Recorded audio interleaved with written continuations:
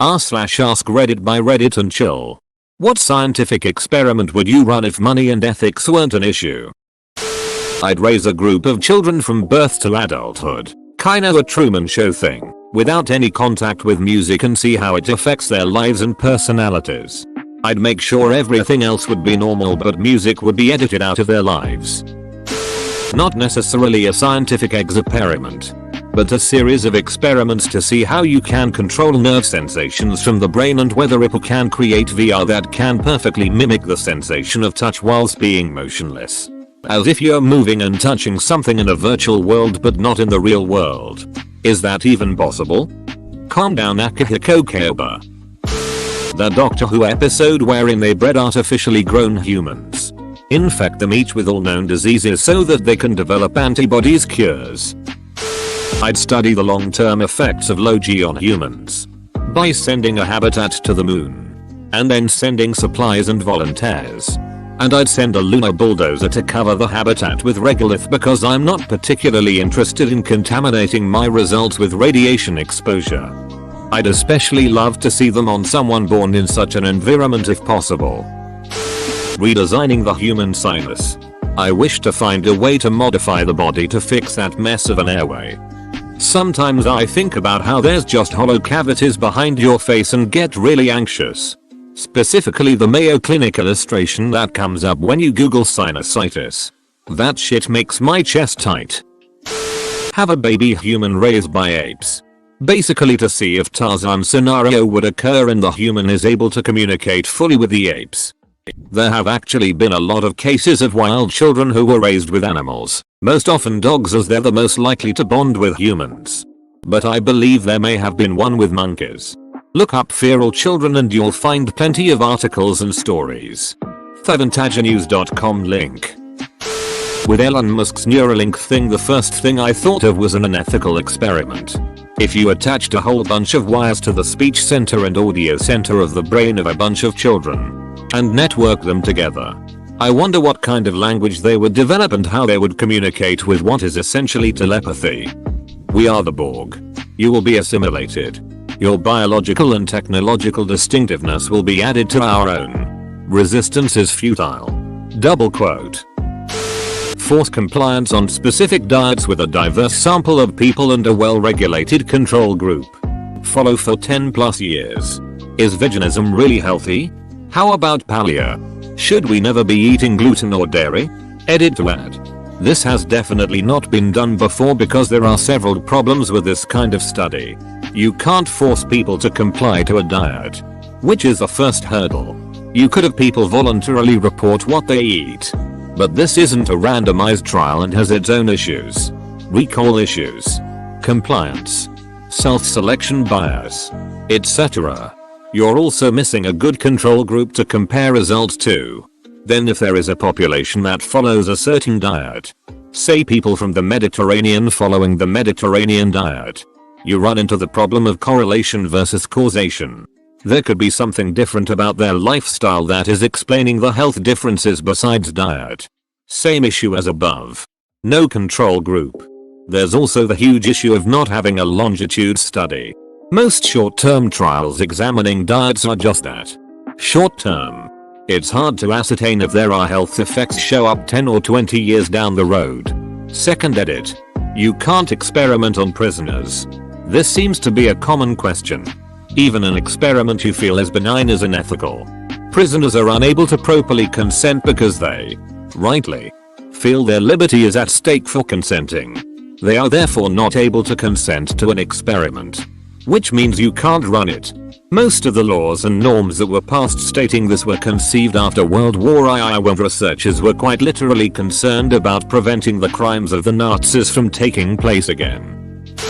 How would the world react to a mountain of 100 billion pennies for free in the middle of a major area? The Gilligan's Island experiment. Shipwreck 100 people with vastly different backgrounds, wealth disparity, and personalities on a remote island. See what kind of civilization grows from it. Then do it 50 more times to check results against each other. Someone wrote a book about this. Basically there are a number of case studies. You might find it interesting. Look it up. They're called shipwreck societies. Edit. Wow, this blew up during Thanksgiving. The name of the book is Blueprint by Nick Christakis. The link is here. Enjoy all. Happy Thanksgiving. Oh man, I love this question. There are a ton of geoengineering experiments that I'd love to run if they weren't both 1. Illegal. 2. Insanely expensive. 3. Non-zero possibility of death and destruction. Iron fertilization. Basically dumping tons of iron dust into the ocean to cause an algae bloom, which should sequester a bunch of carbon and help mitigate global warming. Cloud seeding. Space mirrors. Dropping a nuke into a volcano. You know. Normal stuff. What are the downsides of iron fertilization? How athletes from different sports react to fight or flight. Even further, would they fight differently than others? UFC fighters just walking around killing all of the other athletes. Dinosaur cloning. What else is there to do? Humans have quite a few movies that tell you that dinosaur cloning is a bad idea on Earth. Genetic altering of humans. I don't currently have an issue with anyone that wants to do it on themselves. However, to do it to an embryo or through the parent's DNA to see what we could do to advance humans would be amazing. Alterations to intelligence, memory, physical attributes, gills to swim underwater, visual alterations to see the full light spectrum and hearing for the full sound spectrum, immunity to all diseases and harmful bacteria, ability to eat almost anything for sustenance. Definitely this and cloning. If we had no qualms about the ethical implications, we would make leaps and bounds in biological sciences. See if a monkey tribe could become dominant over the rest by training them to make and use weapons and other primitive technology. Also interested in seeing if they would take their newfound knowledge and begin to expand an empire. So one thing they did learn about chimps is that they don't teach each other. They often are observers. A monkey see monkey do situation. Humans teach other, but we also have an inherent trust in others when we are young, so we trust what we are being taught is true. Humans as adults will teach each other and form ideally mutually beneficial relationships. It is what gave us a huge advantage in developing material cultures like stone tools being made in a similar pattern by different groups of people. We learn from each other more than other great apes than just when we are young. If one individual is taught to make a spear, it won't go back to its troop and it won't proactively teach others to make a spear for the benefit of the group, but the others who see it make a spear will make their own after watching the first chimp do it. I've always wanted to try to breed a winter blooming rose. Ethics are fine, but the cost of having that many roses in a hothouse and the decades of selective breeding most likely required to accomplish it would cost an astronomical amount. So I'm sticking with it. This is one of the most interesting replies I've read that isn't cruel or obscure. It seems so simple and achievable, yet I fully understand the ridiculous amount of money and work involved as you described it to achieve the desired outcome. Near-death experiences and what people see. So basically I'd want to kill a bunch of people then bring them back to life. I'm sure a lot of them wouldn't make it back. Ever seen the OA? I'd want to see what a society of children would do on their own if they were alone from birth. Of course, adjustments would have to be made for when they were infants. But beyond that, how would they develop language, ethics, mythology, culture? And as they got older, how would they handle coming of age without adult role models? Though unethical, I think an experiment like that would answer a lot of questions about sociology, psychology, anthropology, and philosophy. It would be like watching the beginning of human society from scratch, with no external influence. Edit. Yes, I have read Lord of the Flies. However, that is a work of fiction. Edit 2. You guys have a lot of brilliant ideas on how to improve this experiment and a lot of true stories to make hypotheses on. I'm really enjoying reading this thread. There needs to be a lot of adjustments while they're infants, since they need more than just basic physiological needs. Affection is very important. There were actually an experiment conducted in 1944 where they tried to raise babies without any affection. They will wither and die. Literally. Source: stpolskscommunity.com link. I want to send someone to space without a spacesuit. I've read about everything that can happen. I just want to see it on film.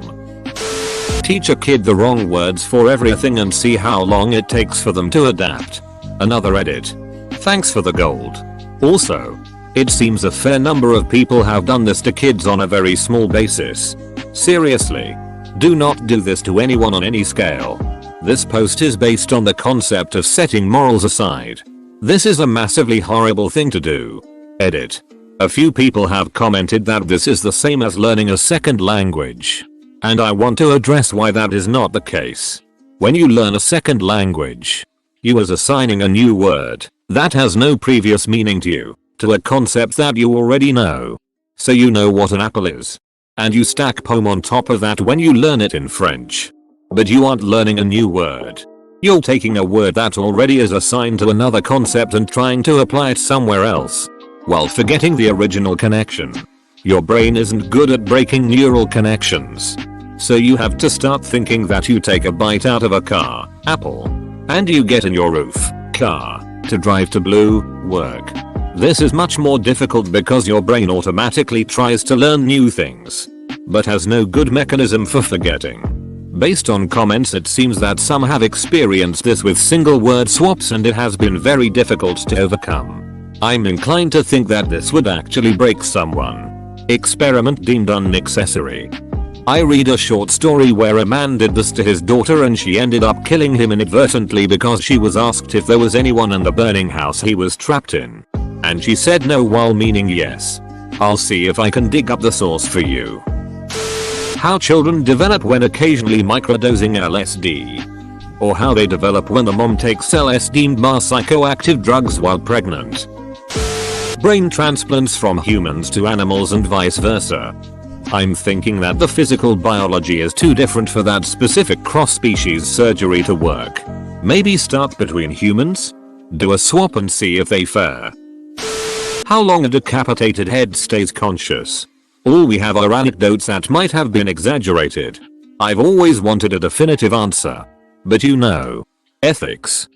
It's been done 7-10 seconds. So you gotta start planning on your last words now, you won't have time then. My current is I'm going to head out. I will make 5 subjects of sane and healthy mind placed in a facility with 5 psychopaths. Insane murderers. They will have group activities in a pair of 2 from each group and the activities will be of 2 types. Moral and immoral. Then I will conduct results about how much these activities affect the subjects in both groups. Edit. They are not in a prison. They are just being volunteers.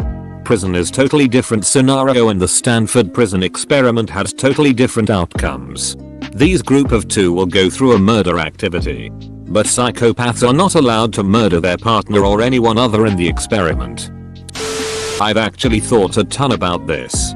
I would put 2 people through the exact same conditions the entire life. Now I'm not talking just similar scenarios but everything from the weather inside the womb to the humans they interact with to the wind every day, and I would see if they are the same. Essentially, if humans are born with personalities or if we develop them through little things all our life, essentially the butterfly effect. TBH, this probably wouldn't even be possible with infinite money, but it would be cool. I would really love to read a paper about this experiment. TBH. Have an Olympics where every single athlete is drugged to an insane level. I think it would raise what is possible by today's standards drastically. Not just drugs, bionic parts, gene therapy, hormone treatments. The Mega Olympics, where you can match a man-horse hybrid race against the $6 million man. Raise a child without ever punishing or rewarding them. Just let them do whatever they want. And then see what happens to their behavior when they age. They will still be punished and rewarded by their environment. This will only answer the question to what environment was the kid born in, rather than, perhaps, breaking down inherent genetic aspect of behavior. Pretty much any Vault-Tec experiment. I'd like to clone several sets of baby Hitlers and see how they grow up in different environments. Some can include a loving family, the kind that you barf at because they're so perfect, a Jewish family, an artistic family that encourages his talent, an abusive family similar to the one he grew up with, a family of scientists, and finally, the most unethical environment, a family of politicians. and also a second set of cloned baby Hitlers. So we can finally solve which percentage of people would kill baby Hitler. I'd love to pit elite Madden gamers versus NFL play callers and see who is better at game management and play calling. Hail Mary every ducking time. They'll never see it coming. Ducking, like and subscribe.